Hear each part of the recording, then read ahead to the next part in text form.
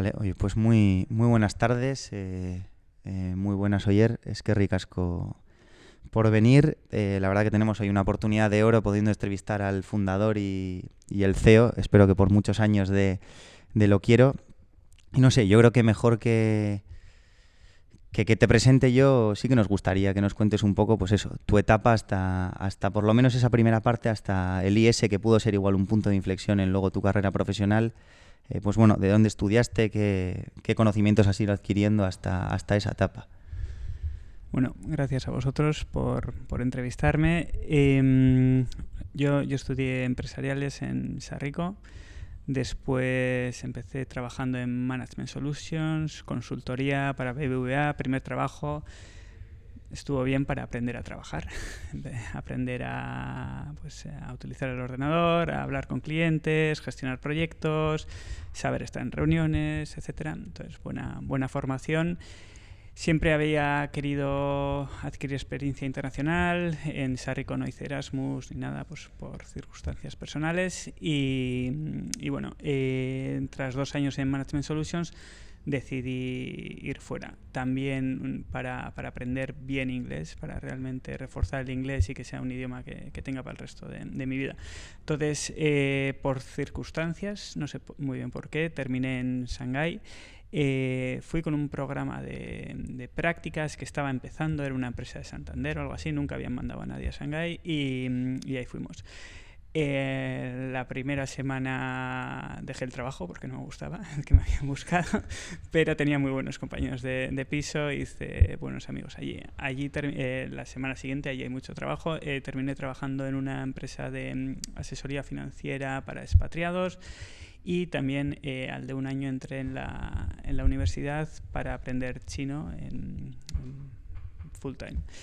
Esto, tras 2 años en Shanghái y adquirir esa experiencia, es cuando decidí volverme y hacer un MBA en IES en Barcelona, que tuve la suerte de sacar la beca de la Caixa para financiarlo. Y la razón por la que hice el MBA era, había estudiado en Sarrico, había adquirido cierta experiencia profesional, pero bastante limitada. Y el MBA, aparte de formarme de una forma más avanzada en conocimientos técnicos, lo que me permitía era hacer un cambio de carrera o decidir hacia dónde quería llevar mi carrera.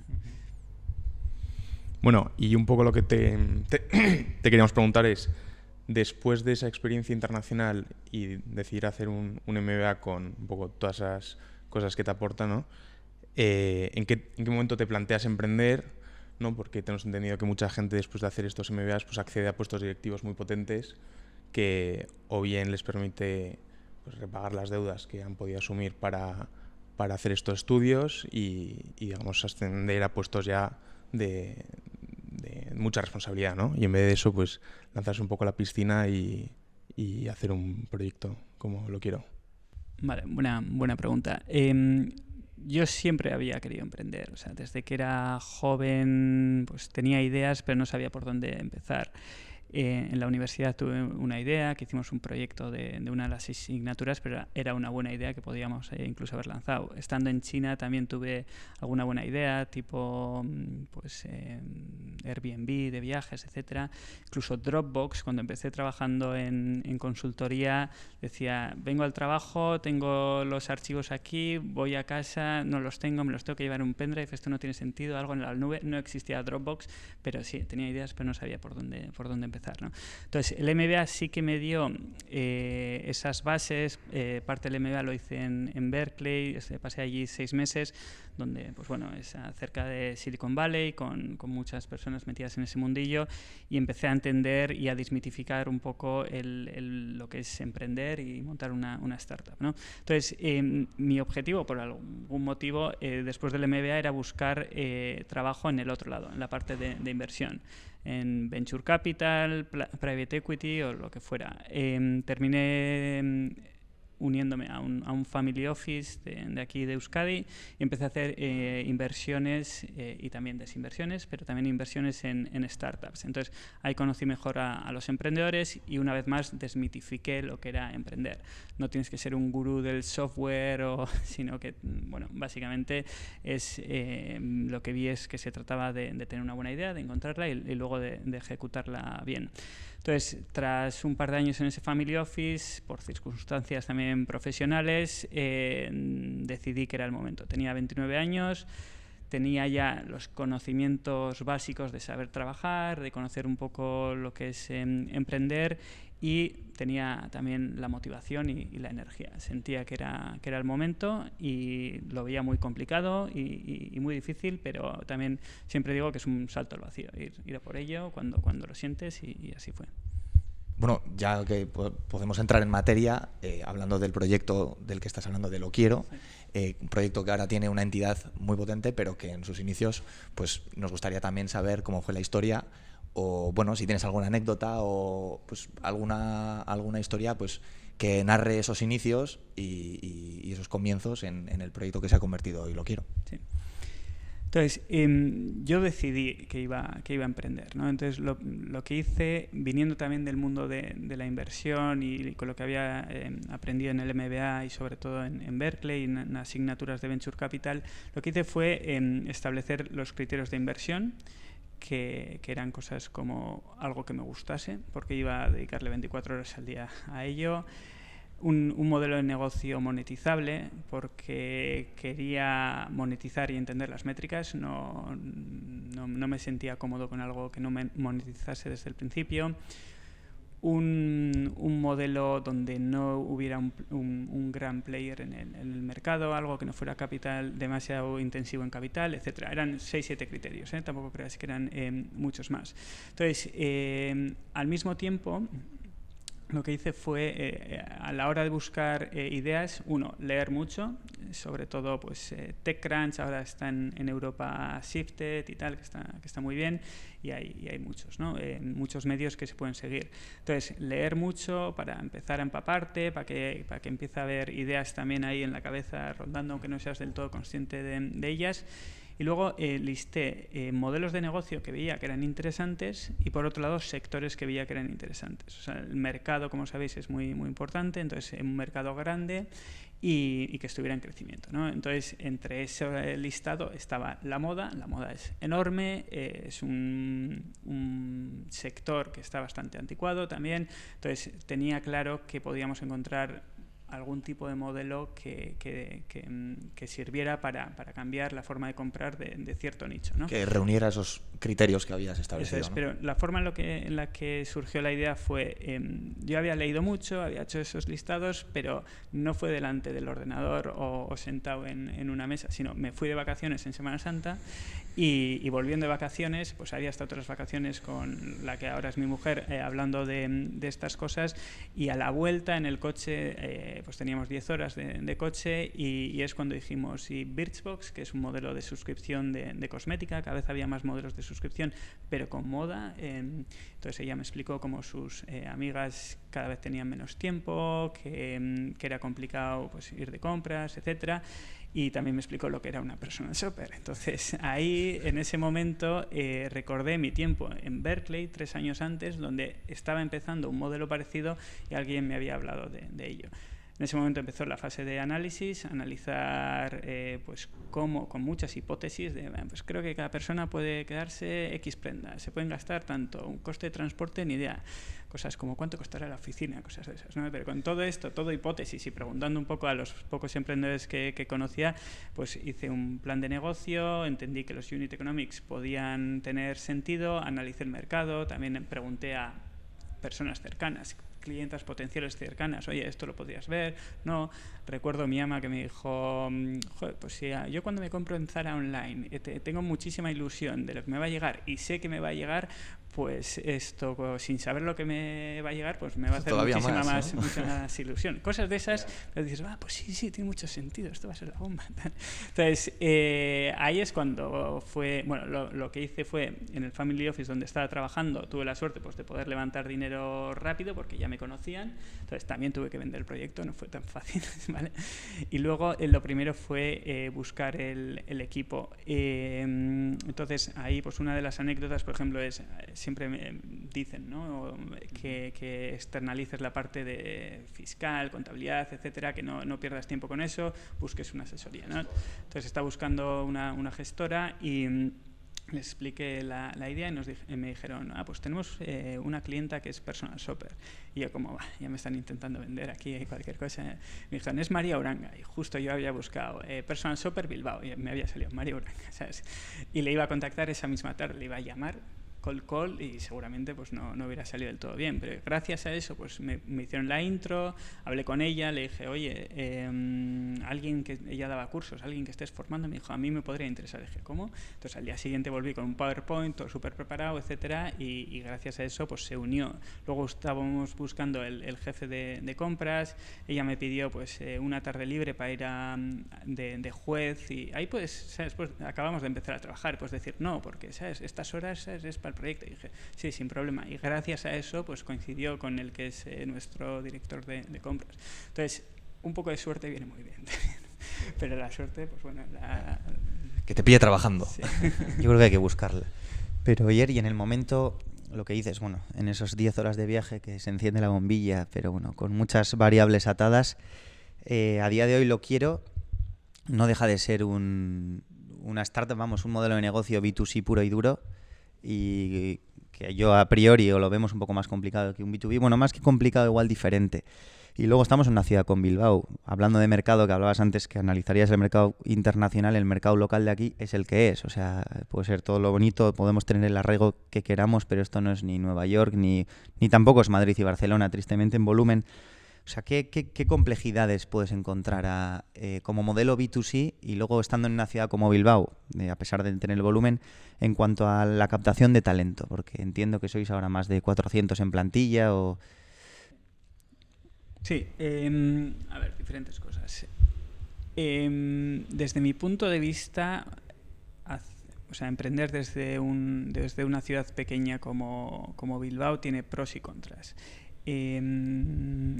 Por un lado, el pro es que no hay mucha competencia de otras startups por el talento. Entonces, hemos tenido muchos casos de talento internacional que se casan con alguien de aquí, vienen aquí y directamente nos envían el currículum. Talento que dices, ¿pero esto de dónde ha salido? Qué bien. Y nos lo envían directamente pues gracias a ser una de las referencias del emprendimiento aquí, ¿no? Gracias a eso también la retención es alta. Hablamos con emprendedores de otras hubs tecnológicos y ahí hay una rotación brutal que no tenemos aquí. La parte, el mayor challenge puede ser encontrar talento sobre todo cuando escalas, porque porque al principio pues con una persona en marketing, una tecnología y tal, puedes empezar, pero a medida que tienes que empezar a montar equipos mucho más grandes es difícil encontrar talento muy específico de un canal específico, de una tecnología específica, data science, etcétera, ¿no? Entonces, lo bueno, y yo creo que es uno de los grandes beneficios del COVID, es que el mundo se ha abierto mucho más. Nosotros ya éramos bastante full remote, o sea, ya fichábamos full remote antes del COVID, pero ahora mucho más y no pasa nada. O sea, con este sistema híbrido de a veces voy a la oficina, a veces trabajo en casa, gracias a eso ya sabemos trabajar mucho mejor con equipos en remoto, y yo creo que para ciudades como Bilbao es algo muy bueno. Sobre B2B y B2C, yo creo que B2C no es ningún problema para emprenderlo desde una ciudad pequeña. ¿Por qué? Porque lo que necesitas es adquirir clientes online, y los canales online están ahí. O sea, los puedes desde aquí o desde el monte. O sea, no tienen problema. Creo que es algo más problemático para un modelo B2B donde necesitas un sistema de empresas, un ecosistema de empresas, o empresas un poco más modernas que puedan estar abiertas a nuevos modelos de negocio, nuevas necesidades, etcétera. No lo sé, no lo he intentado. Pero en B2C no veo problema. Sí, no, yo iba más al perfil, o sea, siempre me viene a la cabeza el perfil del CMO del B2C, Sí. que tiene que ser, bueno, creo que el B2B, no sé, es algo más tradicional en cuanto siempre se ha vendido de empresa a empresa, pero este B2C y lo que comentas, canales online globales sin fronteras y tan específicos o tan diversos como los que existen, creo que muchas veces ese perfil es complicado quizás de encontrar, no sé. Sí, o sea, totalmente. Un buen CMO, o sea, es algo tan nuevo el marketing online que no hay muchos. Son muy jóvenes. Dices, estoy entrevistando a gente muy joven para CMO. Pero bueno, nosotros los hemos encontrado o trayéndolos aquí pues por proyecto al final. Entonces, sí que en ese tipo de perfiles pues te tienes que tomar la búsqueda más en serio. Pero al final es uno, no necesitas 25. Entonces se pueden buscar. Obviamente, bueno, pues y una de las cosas que más me enorgullece es ir generando ese talento. O sea, yo creo que gracias a crecer con nosotros en Lo Quiero, muchas personas pues están desarrollando capacidades técnicas, pero también de gestión, y también saber lo que es trabajar en una startup que se convierte en scale-up, que creo que a futuro serán futuros CMOs o futuros fundadores de startups en Bilbao o en Euskadi. Bueno, y luego me gustaría preguntarte también, evidentemente vuestro modelo tiene virtudes, algunas desventajas también. Nos imaginamos que un poco todo el proceso logístico le daréis mucha importancia, ¿no? Porque estáis gestionando, digamos, mucho volumen, ¿no? de cosas que al final tienen que llegar a tiempo y cuanto antes a muchos clientes, ¿no? Que encima lo esperan como algo que hace mucha ilusión. Y luego, pues bueno, un poco cómo coordináis y cómo hacéis todo el proceso de compras para que sea también, digamos, algo win-win, ¿no? Y que como vosotros habéis, digamos, acudido a vuestros proveedores para explicarles, tenemos este modelo, tenemos esta idea y podemos hacer que vosotros vendáis mucho más, ¿no? con nosotros. Sí, o sea, logísticamente es un modelo complejo. Tenemos cientos de proveedores. Necesitas siempre tener stock y una buena variedad de stock. Entonces, si los proveedores no cumplen con las fechas, se complica la cosa. Entonces, desde ese punto de vista, lo que hacemos es planificar mucho y muy bien. Le metemos data science, le metemos modelos algorítmicos para predecir cada vez mejor cómo va a ser la foto del stock diario dentro de 4 semanas, dentro de 8 semanas, etcétera, para tomar decisiones ahora. Y bueno, eso lo hemos ido mejorando año a año y ha dado sus frutos. Desde el otro punto de vista, desde el punto de vista de fulfillment, bueno, pues al final son operaciones. No es fácil porque estamos ahora en 8 países. Europa, pues aunque parece que está unida, realmente sí que hay barreras y una vez cruzas un país, pues se complica en todos los sentidos. Logísticamente los precios suben, o sea, yo nunca he entendido que enviar desde Bilbao a Sevilla pues es más barato que de Bilbao a Hendaya. Pero entonces eso también, además la gestión con los proveedores pues se complica, otros idiomas, otros temas de impuestos, etcétera. Ahora con el Brexit, gestión de aduanas, pues que ha complicado todo muchísimo. Entonces continuamente es mejora continua, o sea, es año a año ir metiendo nuevos proveedores, mejorando los procesos con ellos, etcétera. Pero al final todo esto se trata de establecer, igual antes cuando hemos hablado de los comienzos, etcétera, de establecer los KPIs clave que necesitas mover. Entonces, en nuestro caso, que es, como se llaman, los North Star Metrics o lo que sea, ¿no? En nuestro caso, el North Star Metric era el keep rate, es cuántas prendas se queda la clienta de media, porque eso lo que hace es, si la clienta está satisfecha porque se ha quedado prendas, repetirá y además se lo contará a sus amigas, ¿no? Entonces, siempre priorizábamos acciones o iniciativas que fueran a mover esa métrica, como en el caso de los proveedores que hemos hablado. En el caso de la logística, el KPI los dos KPIs que nos establecemos son, uno, el coste, que es súper importante en nuestro modelo porque es de ida y vuelta, soportamos doble coste y además no se lo trasladamos a la clienta, sino que lo soportamos nosotros. Y por otro lado, el service level, qué porcentaje de las cajas se entregan a tiempo. Entonces, teniendo claro los dos KPIs y teniendo todo el mundo claro que lo que hay que mover son esos dos KPIs y mejorarlo continuamente, es trabajar y quarter a quarter pues lo vas mejorando con las palancas que vayas encontrando. Muy bueno. ¿Y qué perspectivas de futuro nos puedes contar? Sobre todo teniendo en cuenta pues eso, la dirección que toma la compañía. Sí. El objetivo es ser líderes europeos y consolidar Europa en los próximos años. Y eso lo vamos a hacer de tres formas. Uno, seguir creciendo en los países en los que estamos. Empezamos con campañas de televisión hace un año y seguiremos por ese canal para seguir creciendo en los países en los que estamos. Por otro lado, seguir internacionalizando. La semana pasada lanzamos Alemania y hoy me decían que pinta bien, así que contentos. Y seguiremos abriendo nuevos países a medida que veamos que tiene sentido. Y tercero, estamos evolucionando el modelo de negocio. No nos vamos a quedar en el concepto caja, sino que siempre a través de la personalización añadiremos nuevas líneas de negocio, nuevos features para cubrir las necesidades de las clientas que ahora mismo no estamos cubriendo. Entonces vienen proyectos muy muy chulos que ya hemos desarrollado. Ahora empezaremos a lanzar los MVPs este mismo año, este quarter, y el año que viene le daremos un empujón fuerte a esos modelos. ¿Y el proceso internacional lo hacéis también bajo la marca Lo Quiero? Sí, o sea, primero hacemos encuestas de asegurarnos que suena bien. Si no sonase bien sería un problema, porque no sé lo que haríamos. Hace 2 años hicimos un full rebrand y con una agencia de Londres, y dentro de ese rebrand hicimos encuestas y estábamos abiertos a cambiar el nombre. A mí me da pena, pero no iba a ser el que dijera no, o sea, si realmente no funcionase bien lo cambiaríamos. Pero lo que salió es que sonaba bien en todos los países y ya está. Entonces, a mí ayer se me ocurre, no sé, una pregunta un poco. Hay muchos CEOs. Yo, por ejemplo, pues sí, soy CEO de BeWorking, de este espacio que hemos montado, pero claro, con una estructura de 2 personas, de 3.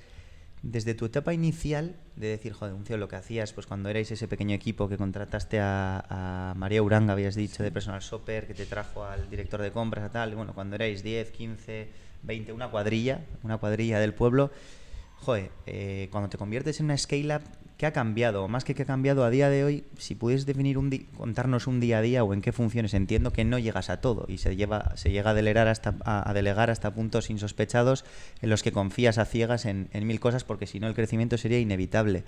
Un poco ese proceso y eso. A día de hoy como CEO, ¿cuáles son tus funciones o en lo que te centras? Buena pregunta. A ver, ha cambiado y no.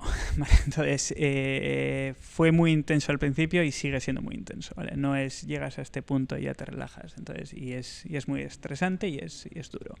Entonces, desde ese punto de vista, a mí cuando veo a gente que hace tiempo que no veo, ¿y qué tal vais? Digo, pues como siempre, pues creciendo y trabajando mucho. O sea, es que es verdad. Y en ese sentido, en estos 6 años, pues no ha cambiado demasiado. Las tareas sí que cambian. Al principio, nosotros los primeros 7 meses teníamos 2 personas de moda y luego estaba yo, y entonces me dedicaba a absolutamente todo, ¿no? A coordinar a tecnología externalizado, marketing externalizado, fichar, etcétera. Entonces, obviamente estás en modo ejecución y tomas las decisiones pues de forma mucho más rápida y de forma individual casi, ¿no? Entonces, a medida que vamos creciendo, el foco va cambiando, ¿no? Entonces, llega un punto en el que después del lanzamiento nos centramos en cómo escalamos esto, tuvimos que desarrollar sistemas propios para las personas shoppers, la parte de operaciones tuvimos que ir a un almacén, etcétera, y en la serie A, creo que es tal, no sé, la anterior, no sé, en una de ellas, cuando hicimos una ronda de 1,5 millones, ahí empecé a meter estructura. Entonces fiché CFO, operaciones, tecnología, data, primer CMO también, y ahí es cuando empiezas a delegar y tal. Yo creo que una de las claves es, pero te digo, hoy en día sigo muy cerca del detalle, pero sí que paso mucho más tiempo en tema de inversores a veces, pero también en establecer procesos, cultura, cosas que al principio dirías, esto es una pérdida de tiempo, lo que tengo que hacer es vender o lo que tengo que hacer es mejorar estos KPIs. Entonces, implantar la filosofía que naciste, que no se pierda nunca, ¿no? Sí, pero bueno, también tampoco centrarlo en mí, sino también hacerlo cada vez más participativo, que las decisiones vengan de abajo, bueno, las ideas por lo menos de abajo a arriba, pero luego también asegurarme que la visión la estratégica, pues está clara en toda la organización. O sea, se va convirtiendo cada vez más en una empresa corporate o lo que sea, pero también es necesario. Entonces, y eso también es complicado. Y asegurarse que la gente va creciendo, asegurarse que tenemos las personas adecuadas en todos los puestos, etcétera. Entonces, una de las claves también te digo que de lo que he aprendido es a medida que vas creciendo y a medida que puedes confiar en las personas, es establecer objetivos claros, lo que hemos dicho, ¿no? O sea, métricas súper importante para cada persona, para cada departamento, etcétera, y luego dar autonomía para alcanzarlos. Y luego estar ahí para ayudarles o acompañarles o asegurarse que no están viendo solo hoy y mañana, sino también dentro de 3 meses, etcétera, y básicamente acompañar en ese sentido. Hay una frase, no sé cómo, es zoom in, zoom out, ¿no? Entonces, esto quiere decir que a veces hay que salirse para dejarles hacer y a veces hay que entrar cuando tienes un fuego, cuando lo clave ahora mismo es televisión o lo que sea y algo está fallando, entrar, entender el último detalle y ayudar a solucionarlo. Entonces, tener esa facilidad como CEO y como management team es súper, súper clave, porque ni totalmente hands-off y bueno, a ver qué pasa porque yo delego, ni totalmente hands-on de tomas tú todas las decisiones y no dejas a las personas pues crecer. Bueno, pues vamos a ir cerrando ya con la última fase de preguntas, que son un poquito más genéricas, tocando un poquito temas como el emprendimiento. Antes de encender la cámara y los micros hemos estado comentando un poco el ecosistema de emprendimiento. Nosotros somos de Euskadi, pues un poquito también nuestra tierra. Y bueno, queríamos saber tu opinión, sobre todo teniendo en cuenta cómo construir las bases pues para potenciar ese emprendimiento entre pues, la gente joven y no tan joven, pero si crees que se puede hacer algo, si tienes alguna idea al respecto o qué opinión te merece, básicamente. Estamos en un coworking ayer, por eso hay que mandar un mensaje de esperanza. Sí, totalmente. O sea, yo lo primero que creo es que como sociedad tenemos que empezar a valorar este tipo de startup tecnológica, ¿no? Que creo que hay ciertas dudas a nivel sociedad, o sea, institucional, o no sé, llámale como quieras, y entender que es un poco el futuro, cómo han sobrevivido las tecnológicas, no solo sobrevivido, lo bien que lo han hecho las tecnológicas durante la pandemia y cómo los negocios más tradicionales pues han sufrido más. Ejemplo es cómo estábamos todos preparados para trabajar desde casa cuando empresas más tradicionales pues lo pasaron mal para comprar portátiles para poder trabajar desde casa. Que bueno, no quiere decir que empresas industriales y tradicionales no sean súper importantes y que sea buenísimo tenerlas, pero por lo menos entender que esto puede tener un impacto realmente bueno desde el punto de vista de generación de innovación y desde el punto de vista de, oye, son empresas que del futuro, o sea, los modelos de negocio de futuro van a ser estos y vamos generando desde aquí este tipo de empresas, porque si no, pues nos vamos a quedar fuera del mercado. Eso uno, y dos, se genera mucho empleo. O sea, nosotros somos un equipo de casi 500 personas en Europa, pues en Euskadi no lo sé, o sea, 200, 250, no me sé la cifra de memoria, pero que eso va generando empleo y eso es economía y eso es importante. Si entendemos eso y empezamos a darle importancia, seguramente se le empezará a dar importancia en todos los niveles, desde la educación, en la universidad, desde el consejo que te den tus padres, porque también lo han ido entendiendo esto, tal. para realmente generar un ecosistema necesitamos scale-ups, necesitamos proyectos que vayan a escalar, que sean globales, que levanten inversión, que atraigan inversión extranjera, que vayan a por todas, que vayan a por proyectos grandes, porque eso es lo que te pone en el mapa, eso es lo que genera también ese talento que luego se va convirtiendo en emprendedor, eso es lo que genera poco a poco el ecosistema. Y para eso hace falta pues buenos emprendedores. ¿Y cómo se genera eso? Pues no lo sé. O sea, pues no sé si con becas o con... no lo sé, pero eso, para mí eso sería la cosa. Sí, algo cultural y lo que decías, y esos... esa gente que está aprendiendo actualmente, por ejemplo, en Lo Quiero, ¿no? de CMOs, de CFOs, que el día de mañana puedan llegar a ser esa posición y se lo crean y se vean con capacidad o con ganas y sobre todo con esa formación tan digital de llevar a cabo sus propios proyectos, ¿no?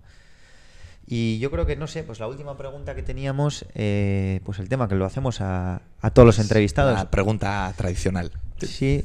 Bueno, tenemos el objetivo de llenar una biblioteca, ¿no? O por lo menos una estantería. Por ahora yo creo que vamos a ir por la estantería y a ver si conseguimos... Sí, un libro favorito, un libro inspirador. Sí, igual es por nuestro modelo, pero para mí todo este proceso ha sido muy duro, ¿vale? Entonces, y sentía que realmente nadie entendía lo que es, y hoy en día pues no hay mucha gente que entiende. También te digo que durante todo este proceso he tenido 2 niñas y igual eso pues ha aumentado la carga de estrés o de complicación. Entonces, di con un libro que es bastante famoso, que es The Hard Things About Hard Things, de Ben Horowitz, y ya el título lo dice, ¿no? O sea, va sobre lo difícil o lo duro que fue para él emprender, que al final tuvieron un exit de 1.600 millones, pero estuvieron a punto de morir varias veces y tuvieron un montón de anécdotas. Este es ingeniero, entonces lo estructura muy bien el libro, tiene un montón de tips y tal. Yo siempre digo, no le conozco obviamente, pero es la persona que mejor me ha entendido. Entonces esa sensación de que te entiendan, dices, es esto, sí, pues sí. también me ayudó a tirar para adelante con más fuerzas. Bueno, pues nos quedamos con eso, ¿no? Anotado queda y cuando los leamos hacemos una review aquí de qué nos ha parecido. Muy bien, pues espero Pues que os nada, guste. bien. Oye, es que ricasco por todo. Muchas gracias por venir. Es que ricasco. Gracias, Oyer. Vale, Muchísimas gracias. Vale.